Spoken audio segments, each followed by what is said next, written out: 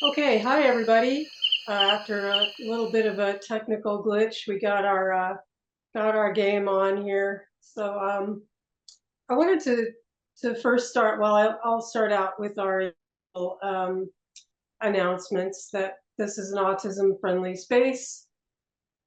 If you're an ally, we're very much welcoming of allies and family members, but please let autistic people speak first and for themselves.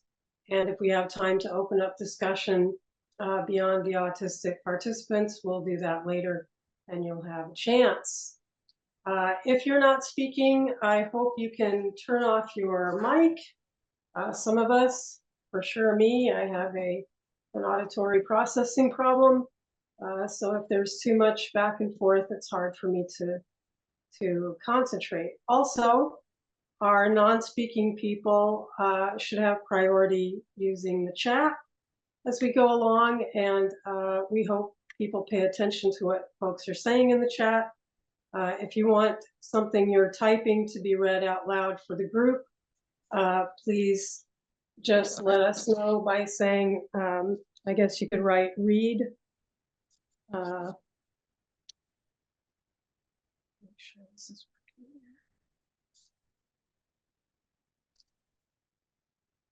I think here. that's a Okay, great suggestion, Don. I mean, yeah, if you want something read, just type in read, and then I'll make sure it gets read out loud. Thanks.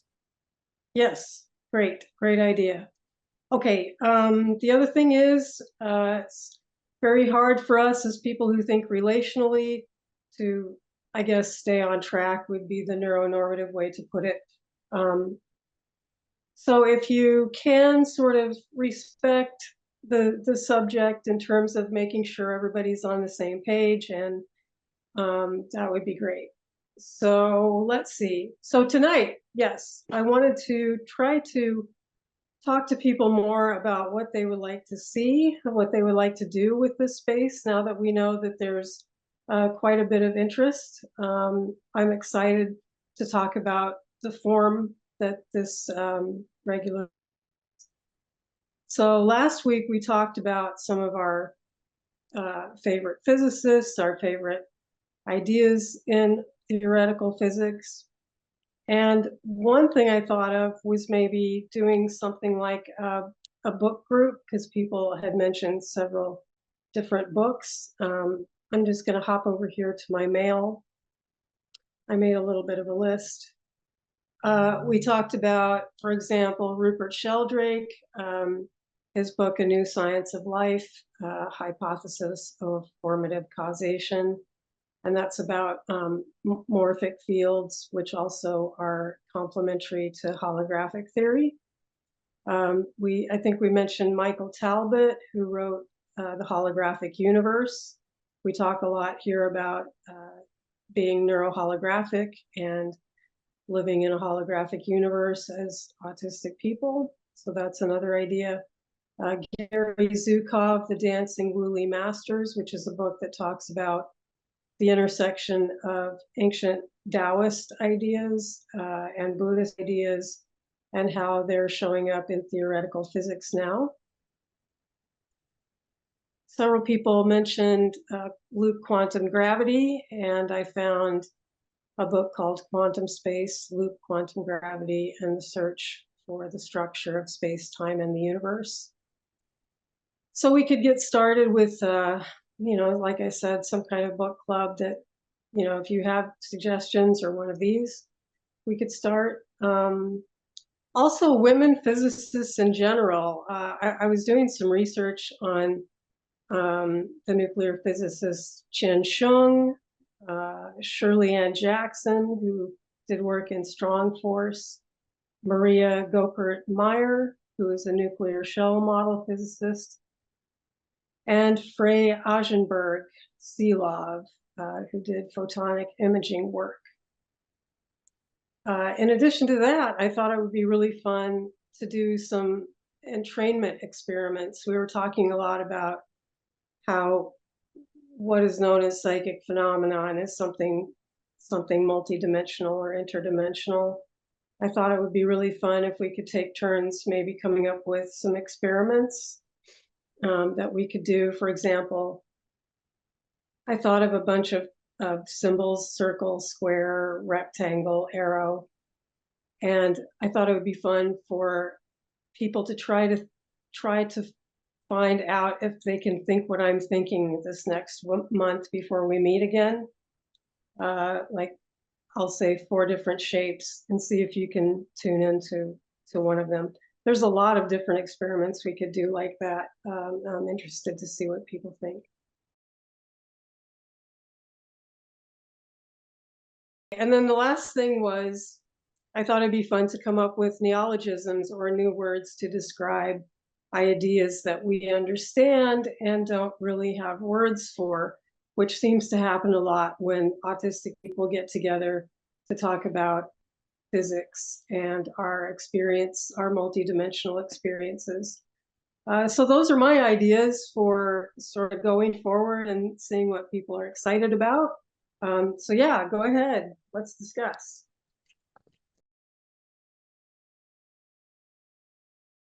Reminds me a lot of the experiments they did in Canada with the God helmet. Do you know about this?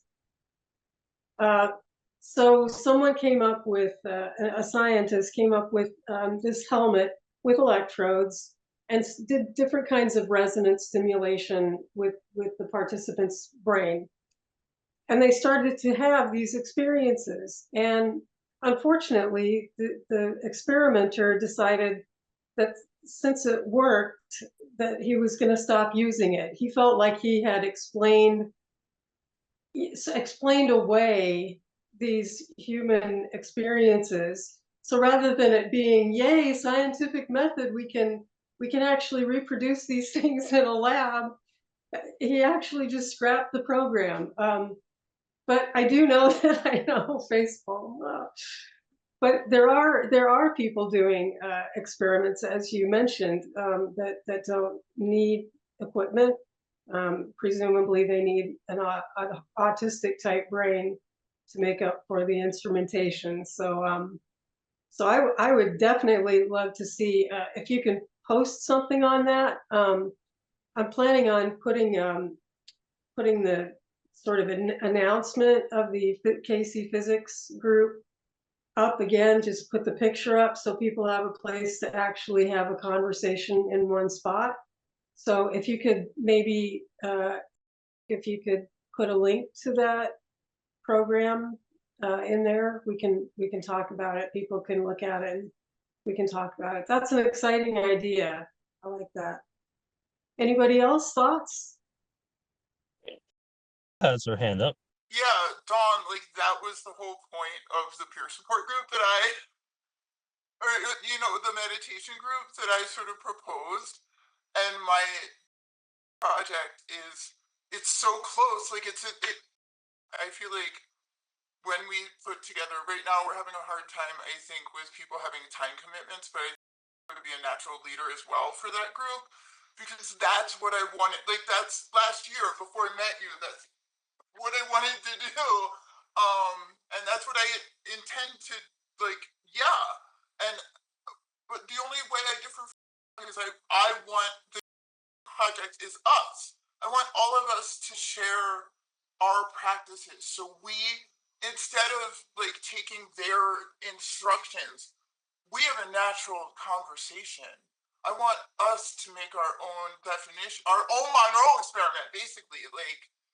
And I want to play with, like, Sheldrake has some experiments online that you can share data with him. I want to play with different things, but I want us to, this is our sandbox to make, without any outside influence, what this looks like. And yeah, like, so always, as always, so aligned. But that's the project that I want to present. And it's just always so aligned. Thank you guys for being here in community. It is always freaky synchronicity with this group.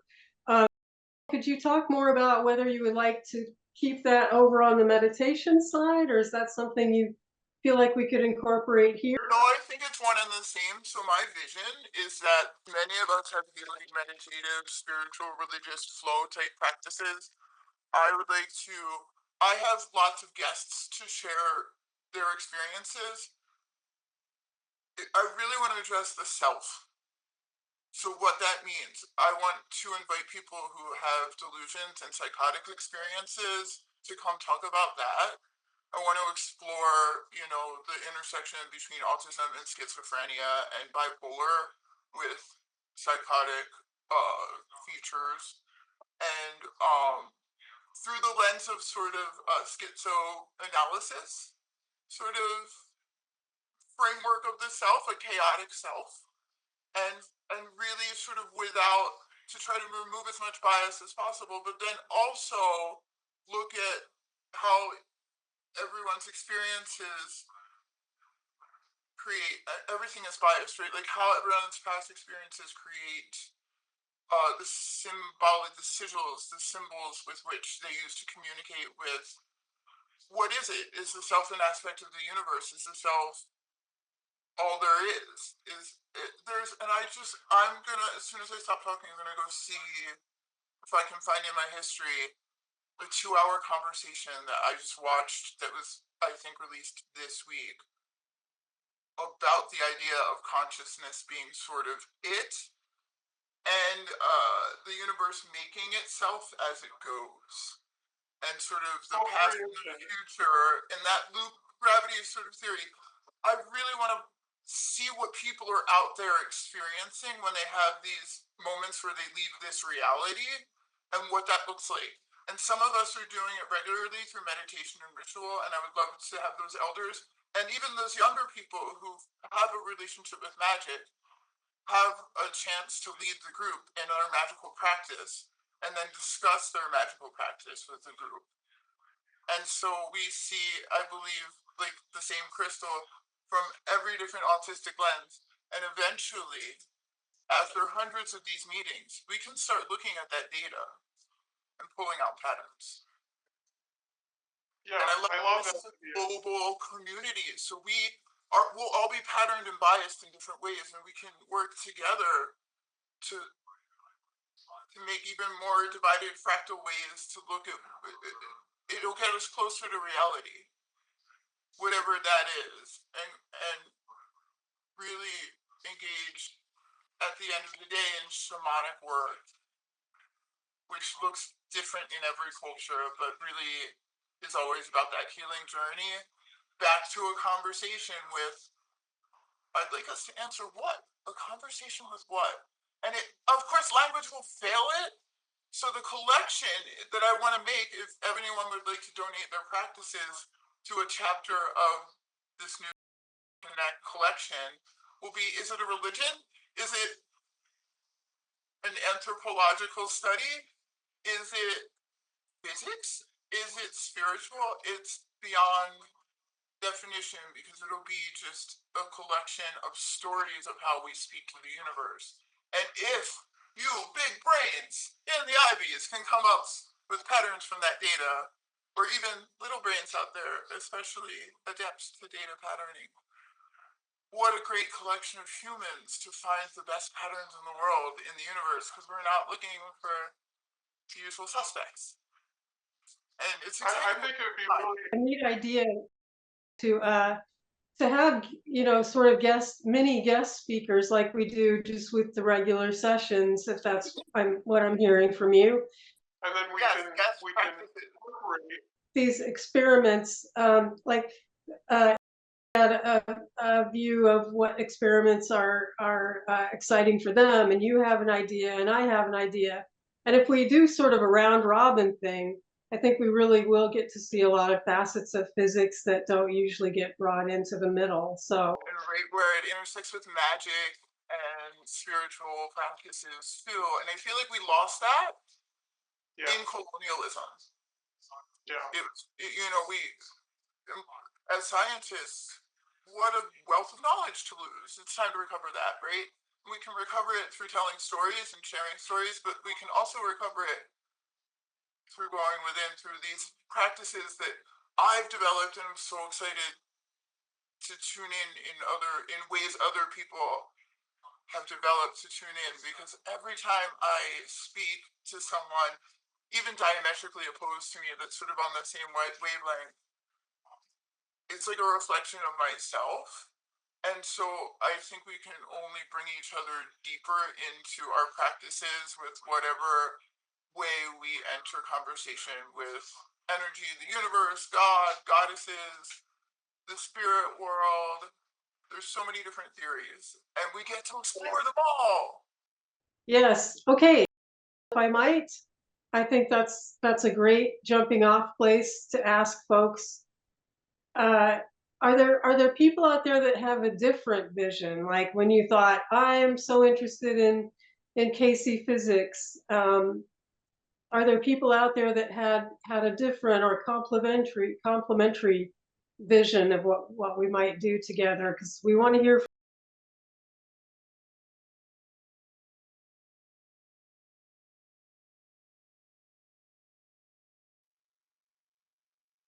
Hey, I'm the woo-woo one.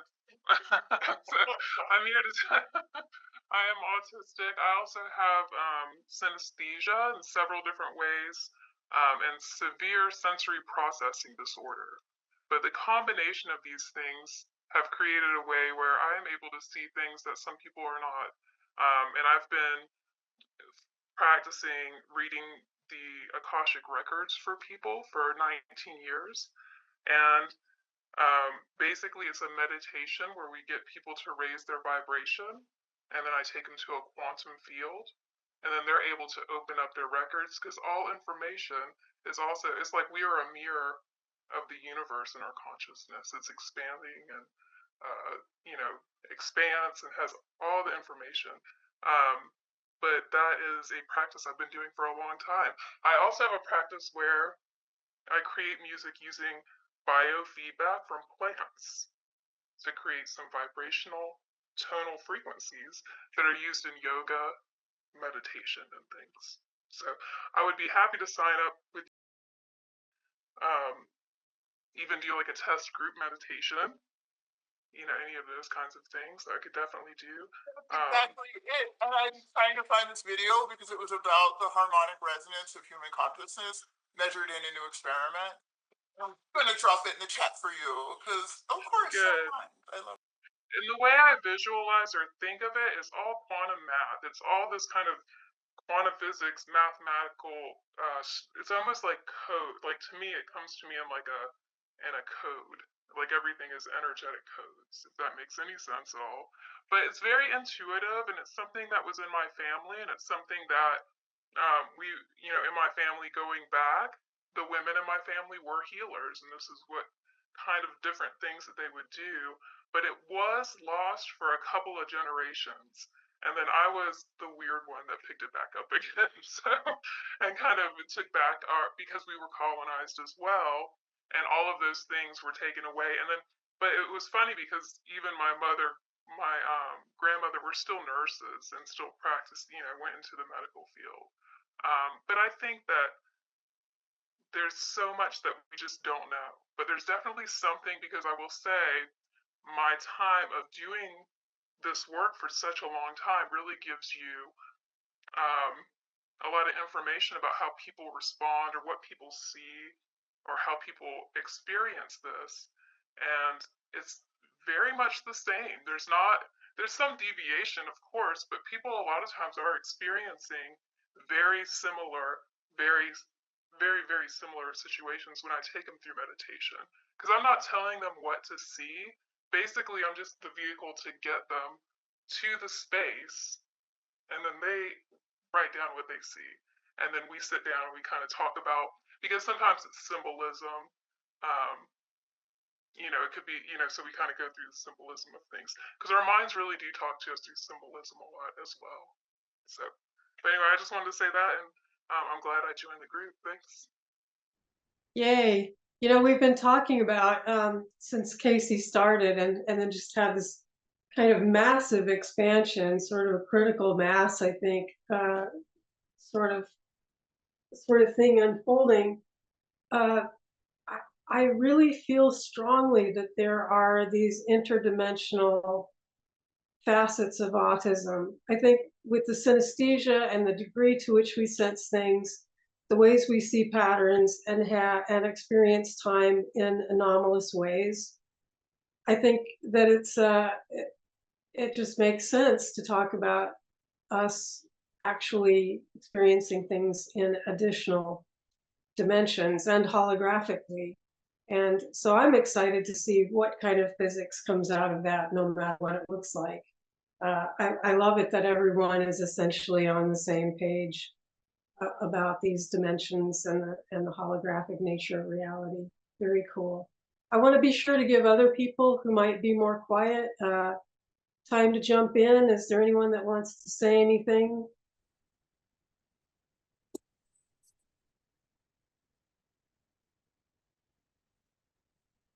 Or maybe everybody's just on the same page, which it wouldn't be the first time, right? Does my mic work? Yeah, we can hear you. So I'm new to CASY Sparks, and this is my first time engaging in a video chat with the program. I've been up online for about a week, 2 weeks now, and I've just been kind of overwhelmed with like all the information that really come about neurodiversity, because I've been on the spectrum pretty much my entire childhood, and it's a lot of information to process, because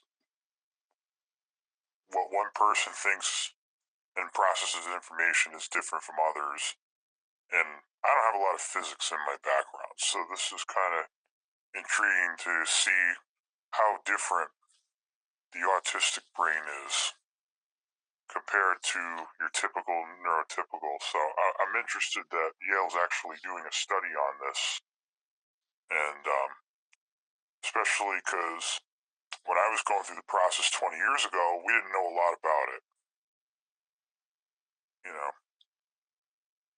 So kudos to you guys for starting this all up, and I'm interested to see through this, if I can relate to anyone and process the similar information, or, see where the subject goes. Well, if there's anything we can do to help you feel comfortable, please let us know. We try to take those things seriously, and I'm very glad you're here. If you're comfortable, can you talk a little bit about how you experience the world, your sensory experiences, things like that? So I have, so I'm actually myself. So sometimes sirens in the fire trucks, those you hear those loud cue sirens. Everybody can hear them from like 10 miles down the street. A lot of people with autism, they have issues with, those sound waves coming at them when they're 2 feet away, because, it alerts everybody that they're going to an emergency. But also, mostly where autism affects me is in present day. It's always about trends, all right? So whatever happened 2 years ago is completely different to what happened today. And my thought process, it takes me a lot longer to process information, especially on really sensitive, subjects of the matter. And like certain noises, certain sounds. I know that loud fire trucks can throw me off guard at times. And really just any kind of like loud concerts too. I have a hard time going to concerts. And I've worked for a while, and I've had many times where I've had to walk off because the show was too loud, or I couldn't take overtime because of, people, too many people in a large space. I get a lot of social anxiety at times to, when to chime in, when to not. Reading body language is tough for me at times.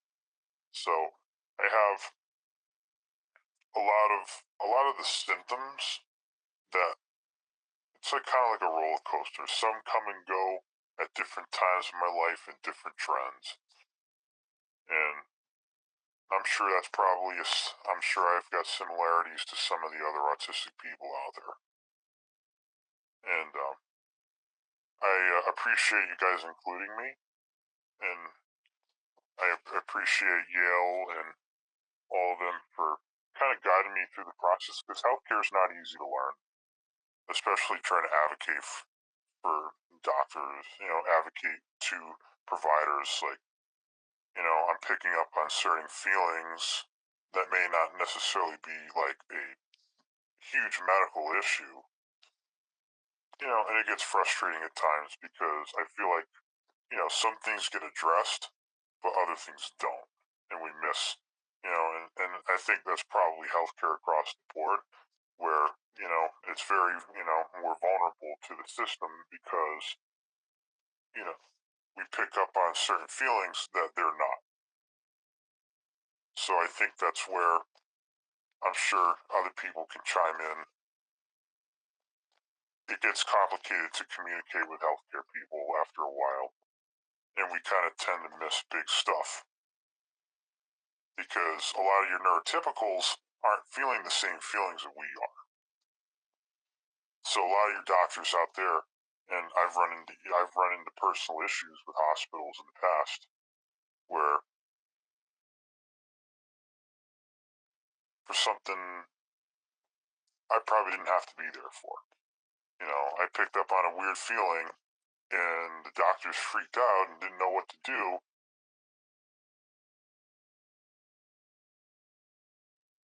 So it gets frustrating at times to deal with people who don't understand and a lot of neurotypicals. And I'm hoping through this program that, we'll get some answers. Well, you came to the right place. Not only do we have several sessions coming up about navigating the healthcare system, and support groups are coming up, I think probably after the holidays. Just know that your experience is very common. And we have a tendency in CASY to really understand what's going on with each other, whether people are able to fully express it verbally or not. So I hope that you feel that warm embrace of CASY's care and understanding. Is definitely the right place to be. And also in CASY physics, the idea that you feel things or you know things and you say those things out loud, and the ways that they're misinterpreted are very dangerous to your health and your freedom. We have all experienced that. Some of the things we said in our first CASY physics meeting, would have caused a diagnostician quite a bit of alarm, I think.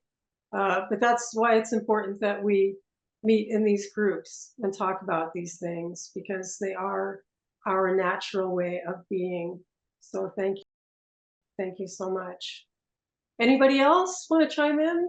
Ideas for how to run things or just general observations? Has her hand up, and then if can go after that, and then thank you.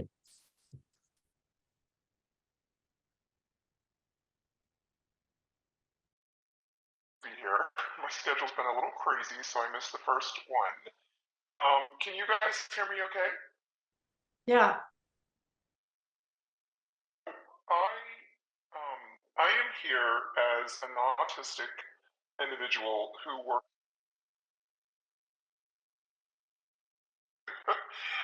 and some of them are bigger and some of them are little, but I have a really strong interest in helping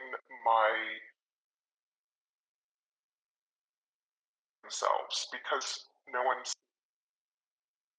understand that. And so when Dawn sort of introduced me to the holographic concept, even though physics is not my forte, it made for what some of my students can do.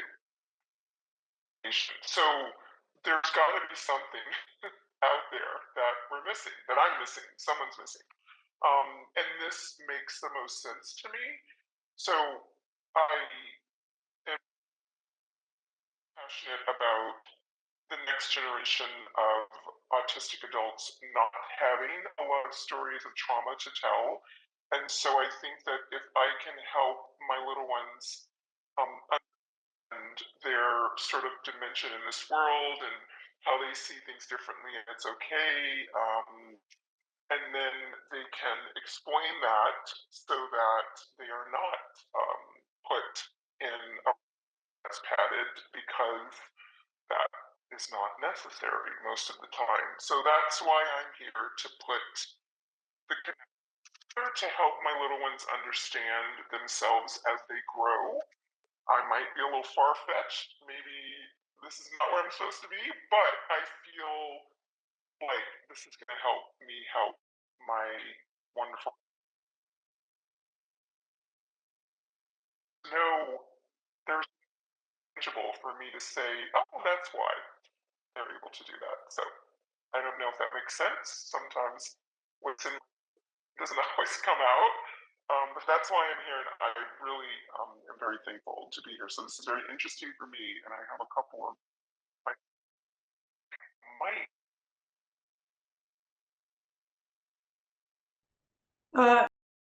I just want to, you're cutting in and out quite a bit, but What I've gotten so far, I think maybe you have a little bandwidth, but what I've gotten so far, you can let me know if I got this right. You see with your younger people that you're working with who are autistic, these experiences or capabilities that a holographic, neuroholographic model explains. And so you want to know more about this so that you can help support them in their experience of a multidimensional world. Yes? Yes. That's good. All right. And if you had anything else to add, please feel free now. No, that is wrapped in a nice bow. Thank you. Good. Well, You and I read each other's minds a lot anyway, so that helps out. Yes, I remember so well being a child, and the people I've talked to and my dear ones who are autistic talking about how they experienced these space-time anomalies as children, and they would think everyone did it, and so they would tell everyone about these experiences. And then of course the clutching of the pearls and the something's wrong with you campaign starts. And now here we are, and I hope that we do give that gift to the generations coming up. You're a perfect person to do it. I can't balance my checkbook. Like I have less than a fourth grade math level, but I love physics, and I can visualize these theories and everything we're talking about. So again, to those people out there that are not great physicists, you're putting yourself in that category. Everyone's welcome here. We're here for a reason. So I'm glad you can pass that on. Okay, anybody else?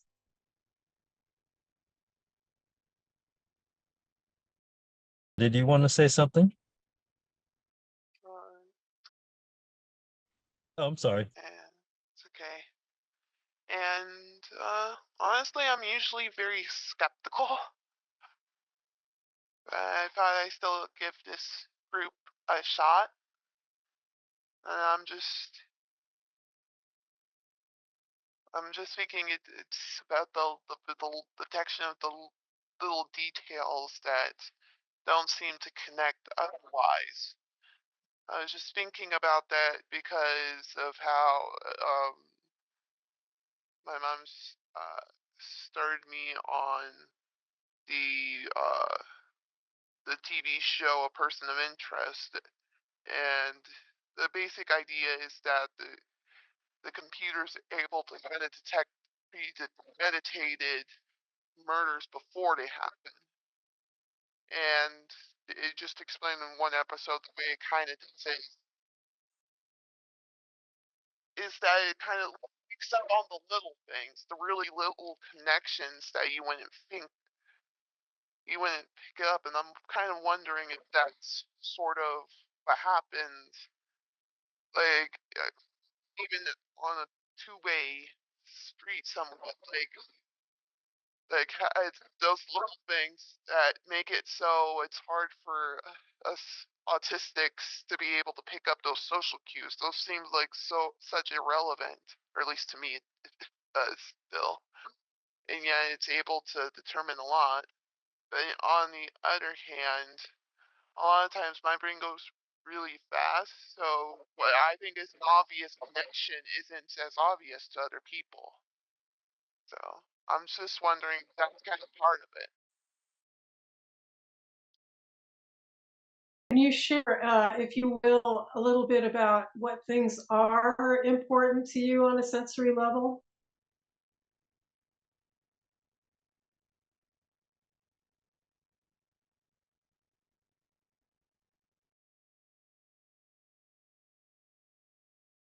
I've gotten better at it. It's figuring out how to interpret people's emotions by the way they speak. But it's still some things are still difficult. And it's funny how a lot of this, if it's applied to someone else, it's easier for me to see than if it's happening to me. So outside of those, because I don't get those little cues with neuronormative people either, but I get them very well with autistic people. So what kinds of patterns are you good at detecting yourself? What's your strong suit?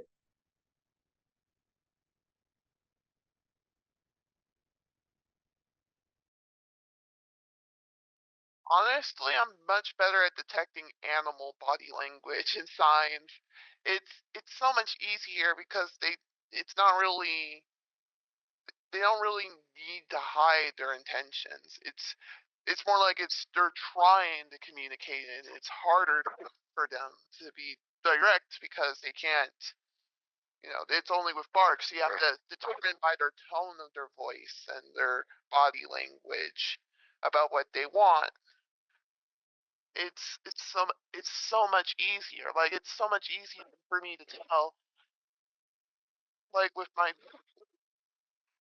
now, he's barking because he's wanting attention, and it sounds completely different to me than his barking because, for instance, if he's scared, because yeah, there's not Jack hasn't been exposed to pretty much zero men in the house, so he's always scared, and he has that different tone of bark.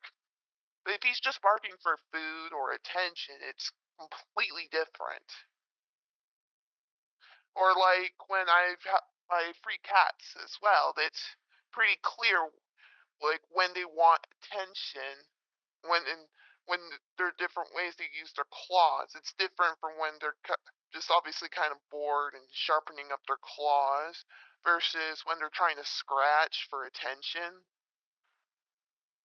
versus when they're actually trying to attack. It's completely different. And it's less clear with humans. Especially if you compare with TV versus real life. Like I'm not just talking about cartoons. I mean any sort of animation. I mean even in with regular movies, it feels it's nice and magnified so I can get it in that, or like in a play. But if it's real life, then it's harder for me to figure it out, to kind of detect it. And it gets harder the less I know somebody. All those Yeah, little there are a things, lot of all the people- little things I notice, it just becomes automatic if it's a person I know. But if it's someone I don't know, then it gets frustrating. Yeah, I hear you. We have so many people in CASY that have special relationships with animals, and we have a lot of sessions dedicated to the autistic animal bond and communication, and that's something really close to me. I worked with gorillas for many years, and then other animals in sanctuary as well. But as something important to me, I'd love to see us do CASY physics, animal communication, something combination sometime. And I'm sure we'll get to that because a lot of people are interested in it. Yeah, So, I'm usually, like I said, I'm usually pretty skeptical, with the exception of animals too, because I've seen for myself how smart animals can be, and well, it's hard to beat what you see with your own eyes. And That's right. That's right. And I hope that as we explore physics, that we will remain skeptical and yeah, really look at things carefully and explore them thoroughly, and also see things and experience things between ourselves that are compelling as well. So we're heading up into the hour, and so I just wanted to sort of come full circle and talk about. Let's go to Facebook when we leave our session here. I'll leave a place to talk about ideas we each have of book club sort of things, coming up with experiments that are perhaps inspired by things we're interested in, but also very unique to CASY. So we keep our original voice. That came through loud and clear. Yeah, neologisms, always open for people's creative ideas about how to supply language for the things neuronormative culture has not gifted us to talk about. And anything else you're interested in, I'll leave a place and we'll just talk it out.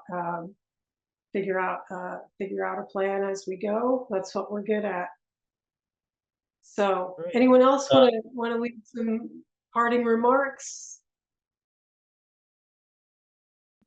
Please. Sure.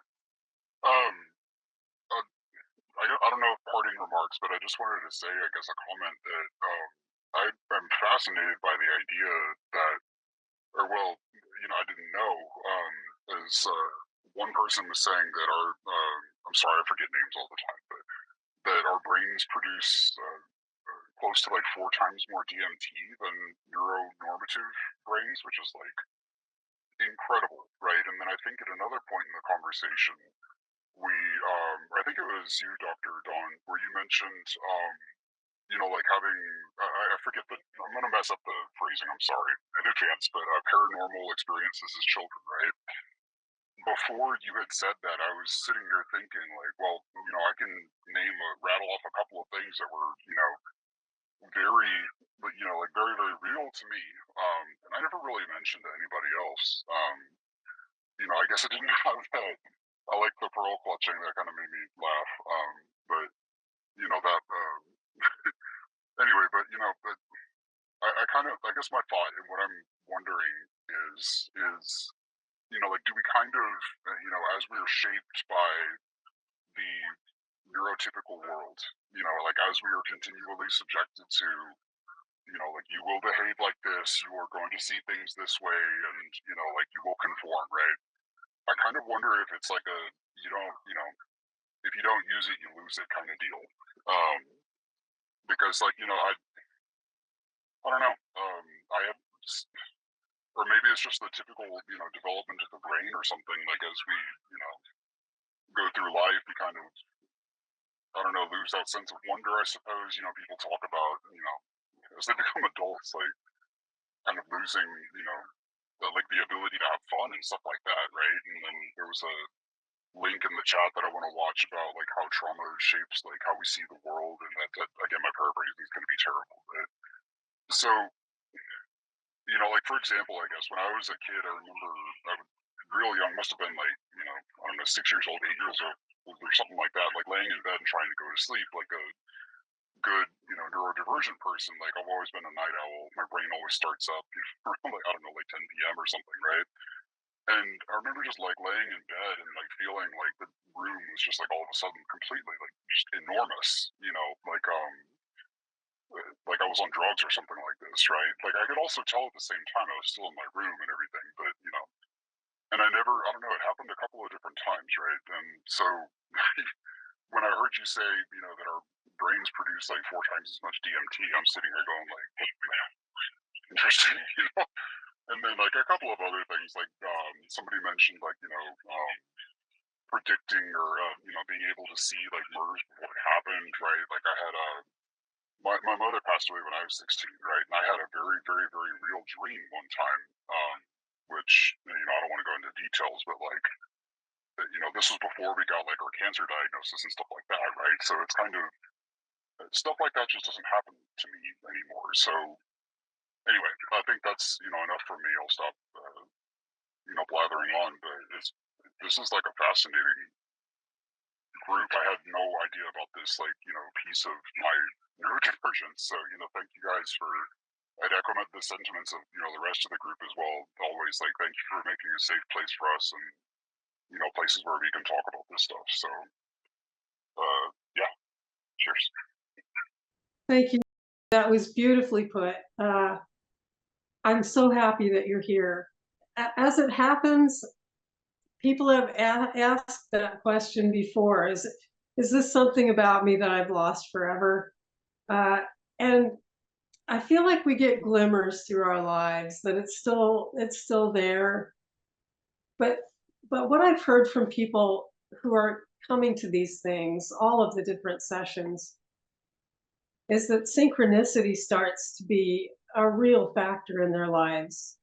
So it kind of starts to come back and wake up. And I've heard people talk about having these expansive experiences come back one step at a time. And I hope that for all of us, because if this really is an interdimensional way of being, it's a birthright for us. And our insights can only do good things for each other and the world. That's how I feel about it. So I'm so glad you're here. I hope you come back. Thank you. Of course, you know, every CASY thing that I've attended has been awesome. So, you know, again, thank you. Yeah. Great. Thank you. Yeah. So does anybody else have something they want to?